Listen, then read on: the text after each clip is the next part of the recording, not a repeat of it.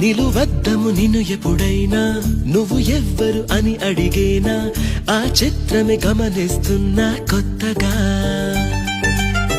నువ్వు విన్నది నీ పేరైనా నిన్ను కాదని అనిపించేనా ఆ సంగతి కనిపెడుతున్నా వింతగా